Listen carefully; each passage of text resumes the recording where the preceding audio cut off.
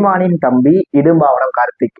திரு இடும்பாவனம் கார்த்திக் அவர்கள் நாம் தமிழர் கட்சியோட மாநில இணை பொறுப்பாளர், நாம் தமிழர் கட்சியோட ஊடக முகங்கள்ல முக்கியமானவர், நாம் தமிழர் கட்சியோட தொடக்க காலத்துல இருந்தே கட்சியில பயணிக்கிறவர், திரு சீமான் அவர்களோட அன்பை பெற்றவர், திரு சீமான் அவர்களோட தளபதியா செயல்படுறவர், திரு சீமான் அவர்களால பல முறை பாராட்டப்பட்டவர், தமிழ்நாடு முழுக்க இருக்க நாம் தமிழர் கட்சி சிம்பத்தைசர்ஸோட ஆதரவு பெற்றவர்னு திரு இடும்பாவனம் கார்த்திக் அவரோட பெருமையை பத்தி பேசிட்டே இருக்கலாம். ஆனா திரு இடும்பாவனம் கார்த்திக் அவர்களோட மிக முக்கியமான சிறப்பு என்னன்னா, முன்னாடியே சொன்ன மாதிரி திரு இடும்பாவனம் கார்த்திக் அவர்கள் நாம் தமிழர் கட்சியோட தொடக்க காலத்துல இருந்தே கட்சியில பயணிச்சுட்டு வர்றாரு.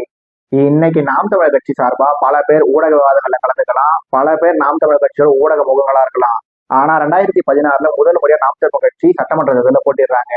அந்த 2016 சட்டமன்ற தேர்தல் காலகட்டத்திலேயே நாம் தமிழர் கட்சியோட ஊடக முகமாக திகழ்ந்தவர் தான் திரு இடும்பாவனம் கார்த்திக் அவர்கள். திரு இடும்பாவனம் கார்த்திக் அவர்கள் நாம் தமிழர் கட்சியோட ஊடக முகமாக திகழ்ந்தப்பவே பல பேர் நாம் தமிழர் கட்சியோட ஊடக முகங்களா 2016 காலகட்டத்தில் இருந்திருப்பாங்க. ஆனா அப்படி இருந்த பல பேர் கிட்டத்தட்ட எல்லாருமே இப்ப கட்சியில இருக்காங்கன்னு சொல்லி யோசிச்சா கண்டிப்பா இருக்க மாட்டாங்க.